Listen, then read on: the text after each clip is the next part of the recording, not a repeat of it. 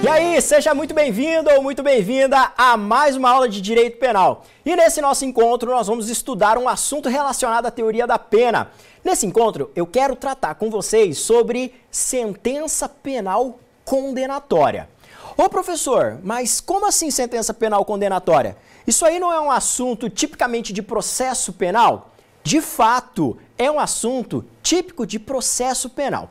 No entanto, acolhendo aí a sugestão dos alunos, principalmente da graduação, eu resolvi trazer essa aula para te dar uma visão mais prática sobre um assunto que é muito importante dentro da teoria da pena. O que eu quero trazer aqui de forma inaugural inicia um ponto que nós vamos tratar em outras aulas, que é um conteúdo mais extenso, que é a famosa dosimetria da pena.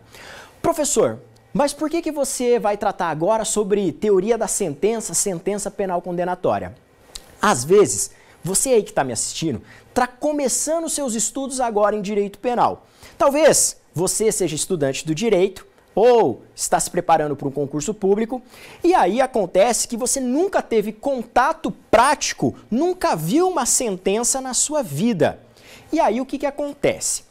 Pela falta de experiência, os alunos me sugeriram: professor, por que você não faz uma aula ali que conta sobre a lógica do processo penal, o que é uma sentença, antes de você tratar propriamente de um conteúdo de direito penal, que é a dosimetria da pena?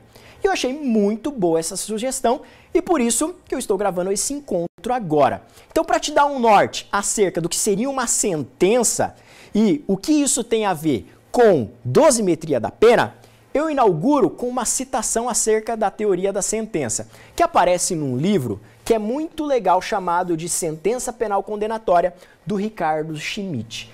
Ele diz o seguinte para nós, que o conceito de sentença está intrinsecamente ligado à definição de sentimento, desejo, vontade externada por meio de um provimento jurisdicional.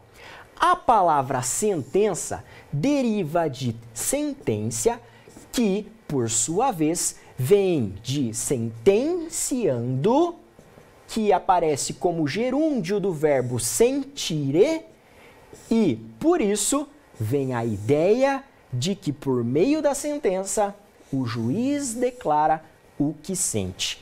Gente, muito romântica essa citação, não? Então, sentença, na etimologia da palavra, tem a ver realmente com sentimento. Mas cuidado, não seja precipitado aqui. Ô professor, se o juiz, por exemplo, então, ele está lá numa audiência, ele sente que a pessoa ali é culpada, ele condena? Cuidado, tá? Aí eu trago uma crítica do professor Aurí Lopes Júnior. Vai falar, não é bem assim, o juiz não decide com base no sentimento dele propriamente dito. Ó, o juiz, ele decide com base nos elementos que foram colhidos no processo, entendeu? Então, nós vamos ter ali a colheita de provas numa ação penal.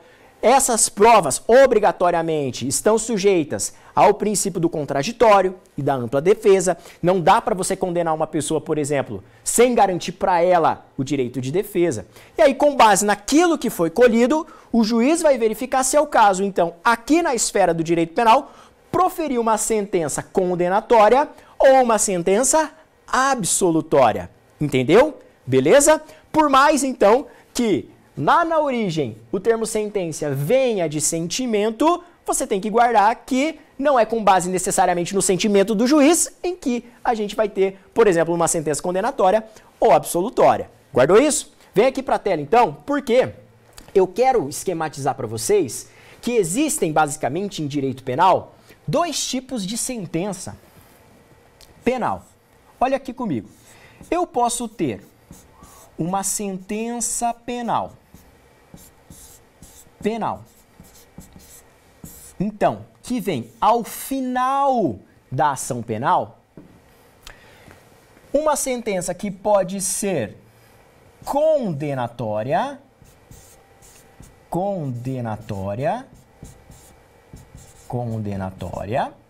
certo?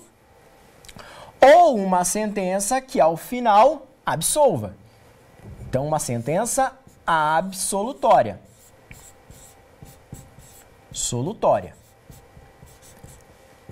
O que eu vou falar para vocês é muito importante.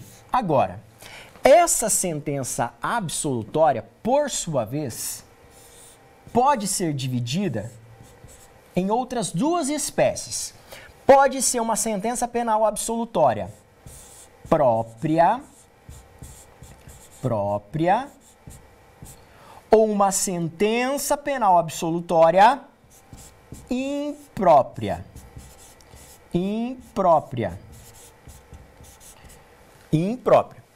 Ok? Então, cuida com isso. A primeira situação, sentença condenatória, é a que é mais importante para nós aqui dentro da teoria da pena. E por que ela é mais importante? Porque se o juiz reconhece, então, que houve a prática do fato, do crime, reconhece que foi o réu, a pessoa que foi denunciada, que concorreu para esse crime e que realmente existe um conceito técnico de crime, existe tipicidade, ele prolata a condenação. Profere, então, a sentença penal condenatória. Como desdobramento disso, o juiz, na maioria das vezes, ele vai ter que fazer o quê? A dosimetria da pena. Por isso que eu trago essa aula agora. Porque a dosimetria da pena aparece como uma atividade do juiz dentro de uma sentença penal condenatória. Entendeu? Então, o que a gente vai estudar logo mais, que é dosimetria da pena, e que eu vou dedicar aí mais de uma aula para esse conteúdo, para ter uma abordagem completa, aparece dentro da sentença condenatória. Então, é aqui dentro que o juiz faz a dosimetria. E aí a gente vai ver que essa dosimetria obedece várias regras previstas ali no Código Penal, ok? Mas a título de curiosidade, eu quero aqui destacar o que significa uma sentença penal absolutória própria ou imprópria. Qual que é a diferença entre elas? Olha só, se você, por exemplo, lá na sentença, reconhece que a pessoa não concorreu para o crime, reconhece que a pessoa de fato é inocente, aí você tem uma absolvição propriamente dita. O juiz geralmente fundamenta essa absolvição no quê? No artigo 386 do Código de Processo Penal. E aí, então, nós temos uma sentença aqui absolutória própria, propriamente dita. Por exemplo, insuficiência de provas. Por exemplo, reconhece aquela regra de julgamento ou o princípio do indúbio pro réu, porque você sabe, ou já deve ter ouvido falar, que o juiz, na dúvida, se está com dúvida, que o agente concorreu para a prática do crime, ele condena ou absolve? Ele deve absolver. E aí, aplicando o indúbio pro réu, a dúvida favorece ao réu, então absolve. Nesse caso, a gente prolata uma sentença penal absolutória própria, propriamente dita. Guardou? O fundamento dessa sentença, geralmente, é o artigo 386 do CPP, e você pode conferir lá. Agora, a sentença absolutória imprópria é diferente. Aqui, pessoal, nós temos a aplicação da medida de segurança. Aqui a gente tem a aplicação da medida de segurança. Sobre medida de segurança, a gente tem uma aula específica com relação a esse assunto. Eu vou deixar um card aqui relacionado à medida de segurança. Então, a sentença penal que aplica uma medida de segurança, seja internação em hospital de custódia ou tratamento psiquiátrico, seja a estipulação do tratamento ambulatorial, que são espécies de medida de segurança previstas lá no artigo 96 e seguintes do Código Penal, a gente tem a instituição disso numa sentença absolutória imprópria. Inclusive, eu já vi questões de prova em concurso, exame de ordem, exigir isso, tá bem? Qual é o nome da sentença onde você tem a aplicação de medida de segurança? É condenatória? Não. É absolutória própria? Não. É absolutória imprópria. Ok? Nesse caso é diferente, porque você reconhece que o sujeito ele praticou um fato típico, ilícito, mas esse sujeito ele é perigoso, por exemplo, ele é um doente mental. Nessa situação, então, ao invés de aplicar uma pena privativa de liberdade ou restritiva, você aplica a medida de segurança. Guardou isso? Beleza. Com isso, a gente pode prosseguir e estudar outras curiosidades acerca da sentença. Com relação aos requisitos de validade, aqui eu destaco uma coisa que é muito importante você guardar. O artigo 381 do CPP, ele traz para nós quais são os requisitos de validade de uma sentença penal. E aí diz lá, inciso 1º, os nomes, as partes ou, quando não possível, as indicações necessárias para identificá-las. Então, a sentença também deve conter, inciso 2, a exposição sucinta da acusação e da defesa. E agora eu quero que você, destacando no seu material, mude de cor. Porque no inciso 3, aparece o seguinte, que daí vai ter que indicar os motivos de fato e de direito em que se fundar a decisão, certo? Que mais? Deve indicar os artigos de lei aplicados, mude de cor, porque nesse inciso 5º aparece o quê? O dispositivo, e mude de cor, mais uma vez, para destacar o inciso 6º, que vai falar que a sentença também deve conter a data e a assinatura do juiz. Professor, por que você pediu para eu mudar de cor ali? Porque isso vai facilitar a sua memorização. Porque, guarde o seguinte, uma sentença penal, ela deve ter necessariamente 4 partes. Ela tem um relatório, ela tem fundamentação, dispositivo e parte autenticativa. Isso aqui é muito importante você saber, ainda que você esteja na graduação, tá bem? Tá começando a estudar agora, nunca viu uma sentença? Então guarda. Qual que é a estrutura de uma sentença? Depois dessa aula, procura sentenças na internet. Você vai encontrar, por exemplo, a sentença do caso lá do Sérgio Moro, que condenou o Lula, uma sentença polêmica e tudo mais. Mas olha a estrutura dela. Vai ser exatamente esse exemplo aqui. Vai ser exatamente da forma que eu trouxe aqui para vocês, contendo essas partes. Então, são 4 partes que eu vou esquematizar na lousa com você. Vem aqui, então, ó, olha só. Uma sentença, então, ela tem necessariamente 4 partes. Então, número 1, número 2, número 3 e número 4. Professor, qual que é o nome de cada parte? A primeira parte chama-se relatório. Relatório. Relatório. A segunda parte chama-se de fundamentação. Fundamentação. A terceira parte nós chamamos de dispositivo. Deixa eu riscar aqui. Dispositivo. E a última parte nós chamamos de parte autenticativa. Autenticativa.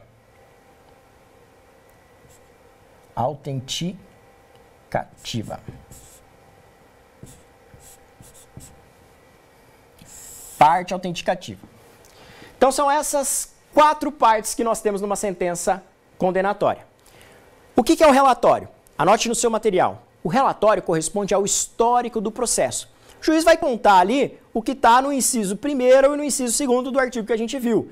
Ele vai contar ali o que consta na denúncia, por exemplo, quando que foi recebida essa acusação, o que aconteceu ali no curso da instrução, quantas testemunhas, por exemplo, foram ouvidas, o que o Ministério Público colocou nas alegações finais, o que a defesa trouxe como tese nas alegações finais. Beleza? Então ele vai contar o histórico do processo. Relatório é o histórico do processo. Então quando você vê uma sentença, quando você ver essa primeira parte, você vai ver que vai contar simplesmente a historinha do processo. No segundo momento, aparece a fundamentação. E aqui é um ponto muito importante. Por quê, professor?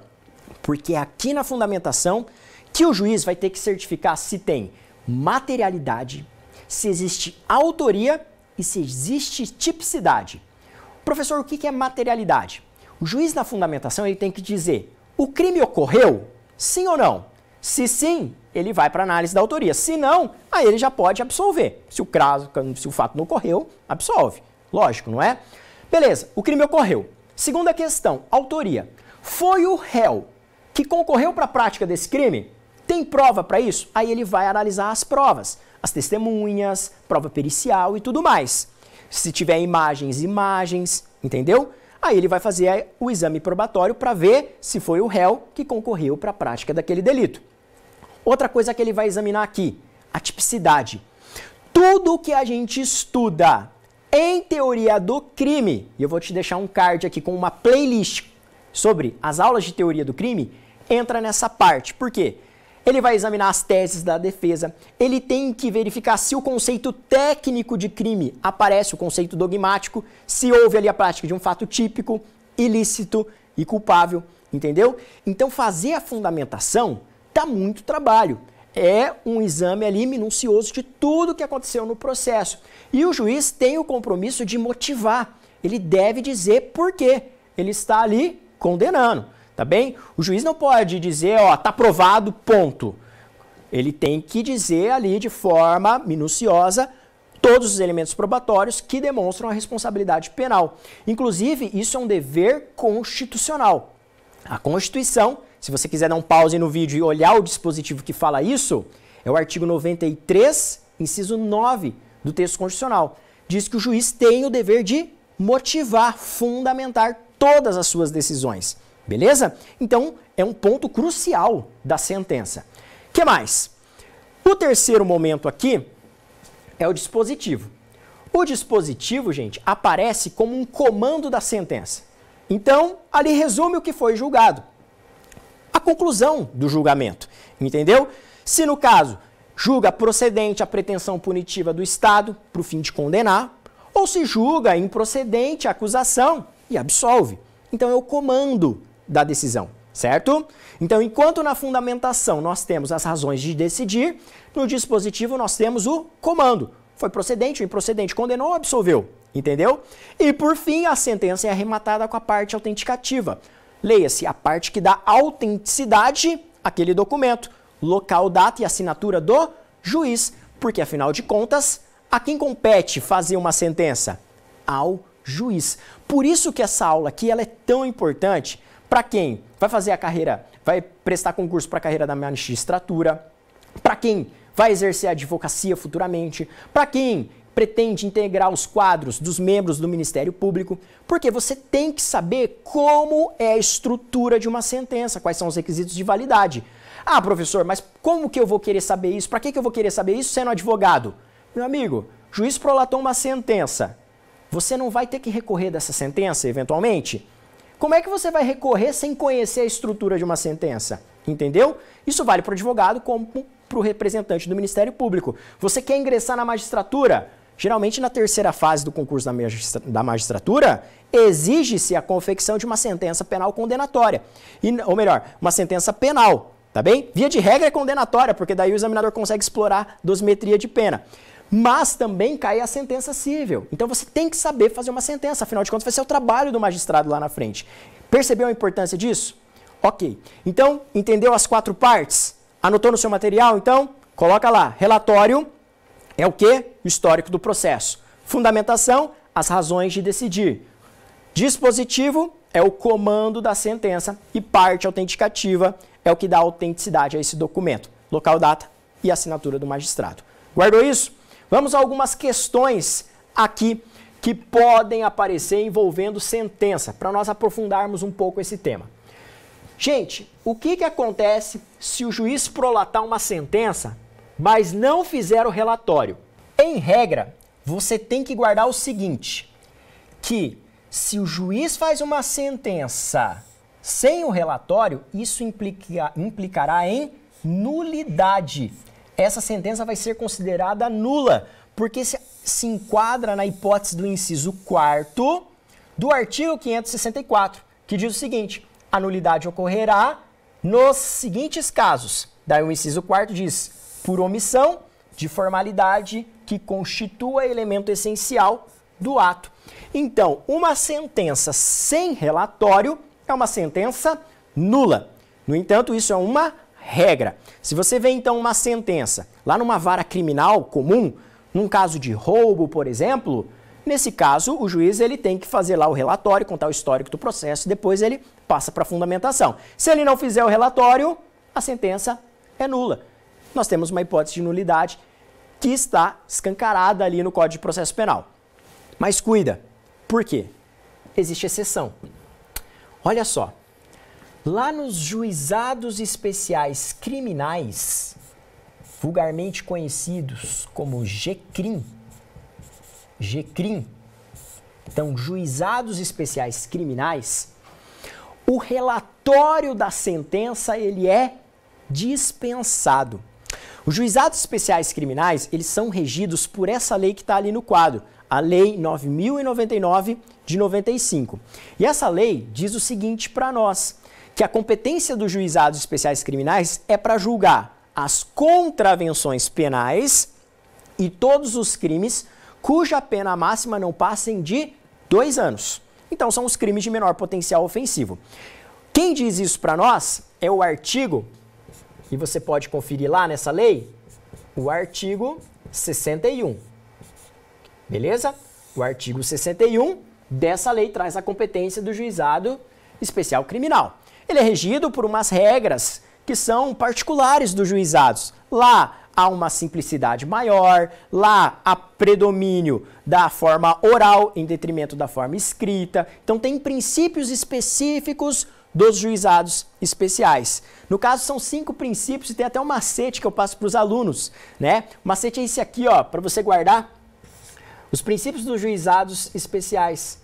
Guarde o macete, seios. Como assim, professor? Seios? Com essa dica aí você não vai esquecer que os princípios que regem os juizados são celeridade, economia processual, informalidade, oralidade e simplicidade, ok? São 5 princípios que são aplicados lá no campo dos juizados especiais, tanto no civil como no criminal. Mas como aqui interessa para nós o criminal, eu quero que você guarde que o quê? Em detrimento, então, em favor da simplicidade, a sentença do juiz nessas hipóteses, aí ela tem um relatório dispensado. Então o juiz não é obrigado a fazer o relatório quando ele está condenando o agente pela prática de um crime de menor potencial ofensivo. Nesse caso, então, se o sujeito pratica uma contravenção penal de perturbação ao sossego, na sentença, na hora que você for olhar a condenação, o juiz pode colocar lá, o relatório é dispensado, ele não faz o relatório, passa-se direto à fundamentação. Se você vê isso na prática, tá bem? Aí lembra desse encontro aqui. Olha só, diz então o parágrafo 3º do artigo 81 que a sentença, dispensando o relatório, mencionará os elementos de convicção do juiz. Guardou isso? Beleza? Então, em regra, toda sentença tem que ter relatório. E isso gera, inclusive, nulidade. Agora, lá nos juizados especiais criminais, lembre-se que a sentença, o relatório, nessa hipótese, é dispensado, tá bem? No juizado especial civil, também, de pequenas causas ali, de pequenos conflitos cíveis, também o relatório é dispensado, só que é outro dispositivo dessa lei. Não é esse aqui, que é o artigo 81, parágrafo 3º. Vamos adiante. Outra coisa, e uma sentença sem motivação, sem fundamentação? E aí, é uma sentença legal? Uma sentença legítima ou ela tem alguns problemas? Gente, aqui ela tem um problema gravíssimo. Gravíssimo. A doutrina até fala que, olha só, essa previsão que a gente vai ver agora não precisava nem conter no Código de Processo Penal, porque é um mandamento constitucional o dever de fundamentação. Se o juiz vai condenar, ele tem que dizer por que ele está fazendo aquilo, certo? Tudo que o juiz faz, na verdade, ele tem que dizer por que ele está fazendo aquilo. Ele tem um compromisso constitucional de motivar. Por isso que a atividade no magistrado dá trabalho, dá muito trabalho, ok? E aí diz o seguinte, o CPP, que haverá nulidade, inciso 5º, olha só, em decorrência de decisão carente de fundamentação. Decisão, então, que tem problema de fundamentação, o juiz não fundamentou, não motivou de forma adequada, isso gera nulidade. Inclusive, essa é uma previsão aí que foi incluída pelo pacote anticrime, que foi aprovado aí no finalzinho do ano de 2019, mas que entrou em vigor ali no começo do ano de 2020, né? Finalzinho de janeiro de 2020. Guardou então? Então, ó, juiz não motivou? Pã, tem problema, nulidade da sentença. O que mais que eu tenho aqui, ó? Olha só. Sentença sem motivação, mas agora eu trago uma curiosidade. Esse artigo aqui é o 492 do CPP e vai tratar da sentença no caso do tribunal do júri. No caso do tribunal do júri. Cuidado! O tribunal do júri, ele é competente por julgar quais crimes? São submetidos ao tribunal do júri os crimes dolosos contra a vida. Por exemplo, homicídio, aborto, infanticídio. Tá bem? Por exemplo, esse. Crimes dolosos contra a vida, então, são submetidos ao tribunal do júri. Não é o juiz que reconhece ali a responsabilidade penal, e sim o conselho de sentença, que é formado por 7 jurados, que são pessoas leigas, tá bem? Se você está na graduação, você pode ser jurado na sua cidade. Se você preencher os requisitos lá, faz o cadastro, você pode ser jurado e participar ali, contribuir com a justiça como jurado, entendeu? Então, a ideia do tribunal do júri é submeter aquela pessoa que praticou um crime doloso contra a vida ali para ser julgada pela população, pelo júri popular, entendeu? Tem todo um arcabouço teórico por trás disso, tem muitas regras no tribunal do júri, mas que você estuda em processo penal. Puxando aqui para o ponto que eu quero abordar com vocês, quando você olha para a sentença no tribunal do júri, toma cuidado. O juiz, ele tem que fundamentar, cuidado, tá? A sentença no tribunal do júri, feita pelo juiz que vai presidir a sessão, ela não tem uma fundamentação, porque quem reconhece se o réu deve ser absolvido ou condenado é o jurado, que vota ao final lá com base nos quesitos, se vai ter responsabilidade penal ou se ele vai absolver, entendeu? Então quem reconhece a responsabilidade penal não é o juiz, é o jurado. O juiz ali, ele tem o principal papel de dosar a pena. Então não se assuste quando você pegar uma sentença de um tribunal do júri. Você vai ver lá que vai ter um históricozinho do processo, vai ter o dispositivo e não vai ter a fundamentação, entendeu? E o juiz vai passar direto a dosagem da pena para ver, então, qual que é a pena aplicada àquele caso, por exemplo, entendeu? Imagina que o sujeito matou uma pessoa. Quem reconhece a culpa desse sujeito é o tribunal do júri. Aí o juiz faz o quê? A dosagem da pena. E o compromisso de fundamentar é quando ele analisa ali as fases da dosimetria. Guardou? E olha só que interessante. O artigo que cuida sobre esse assunto é o artigo 492, que fala ali os elementos da sentença no tribunal do júri. E as informações aqui são informações que dizem respeito necessariamente à dosimetria, entendeu? Ó, deve fixar a pena base, reconhecer ali o que é as agravantes e atenuantes, né, que foram alegadas nos debates, ele deve aplicar as causas de aumento e as causas de diminuição, deve observar aqui as disposições do artigo 387, que são os requisitos, certo? Ali para você ter uma sentença condenatória. E no caso aqui de condenação, e esse ponto aqui, eu abro um parênteses, porque é um ponto polêmico, nós temos o seguinte aqui expresso no Código de Processo Penal. Olha essa disposição. Ele vai mandar o acusado recolher-se ou recomendá-lo-á à prisão em que se encontra, se presentes os requisitos da prisão preventiva, ou, e aqui entra a parte super polêmica, no caso de condenação a uma pena igual ou superior a 15 anos de reclusão, determinará a execução provisória das penas, com expedição do mandado de prisão, se for o caso, sem prejuízo do conhecimento de recursos que vierem a ser impostos. Gente, toma cuidado aqui. Eu não gostaria de entrar na polêmica que isso aqui vai causar, tá bem? O pacote anticrime aprovou essa redação e isso foi incorporado no CPP. Só que isso diz respeito à execução provisória de pena. É uma polêmica, não sei se você já ouviu falar, mas que envolveu principalmente o caso do ex-presidente Lula, né, tá bem? Que aí o STF entendia que podia executar e agora não pode mais, certo? Provavelmente esse dispositivo aqui em breve será declarado inconstitucional, tá bem? Mas provavelmente a gente nunca sabe o que o STF vai decidir. Se tiver alguma atualização com relação à inconstitucionalidade desse dispositivo, eu vou colocar aqui embaixo, ali nos comentários e fixo, tá bem? Se você assistir essa aula aí muito depois da postagem, ok? Mas se não tiver nenhuma novidade, vai estar valendo, então, essa disposição.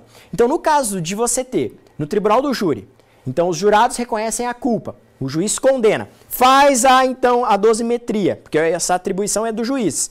Se no final a pena der mais de 15 anos, já determina a execução provisória da pena, mesmo que ele recorra, ele já começa a cumprir a pena, mesmo cabendo recurso, então sem trânsito em julgado. Isso é muito polêmico, tá bem? O STF, de acordo com a última orientação, falou que não pode ter execução provisória da pena, certo? Em nenhuma situação, nenhuma exceção foi consagrada. Só que o pacote anticrime incluiu essa previsão.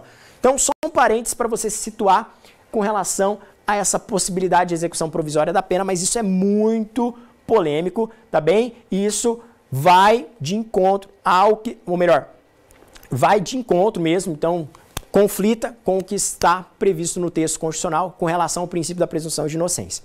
Beleza? Superada essa parte polêmica aqui, ó, eu quero destacar aqui também o juiz ali na sentença do júri, ele coloca os efeitos, certo? Genéricos da condenação e específicos, e no caso de absolvição, ele vai dispor aqui com relação à imediata liberdade do agente, vai revogar eventualmente alguma medida cautelar que tenha, por exemplo, o cara respondeu o processo preso, mas foi absolvido, imediatamente a gente revoga a prisão. Tinha tornozeleira, foi absolvido, tira a tornozeleira, entendeu? Então, nós temos a imposição dessas medidas aqui, caso o tribunal do júri reconheça, então, que o agente é inocente, que não tem provas para condenar, absolva, ok? Guardou isso aqui? Então, pessoal, esses aqui são os requisitos, então, para você ter uma sentença penal. Nós vimos ao longo desse encontro, então, um conteúdo bem denso e que aparece muito lá na disciplina de processo penal. É claro que lá você vai ver isso de forma vertical. O que eu quis trazer, então, nesse encontro foi um panorama geral, uma aula introdutória para se situar. O que a gente vai ver adiante. Por quê? O que vai interessar para nós, a partir de agora, é uma sentença penal condenatória, porque os nossos próximos encontros serão direcionados ao assunto aplicação da pena, dosimetria da pena. Espero que você tenha gostado, não deixe de conferir a descrição desse vídeo, esmagar um like aí e deixar o seu comentário, e eu te espero, não saia daí, hein, nas próximas aulas sobre dosimetria da pena. Um forte abraço!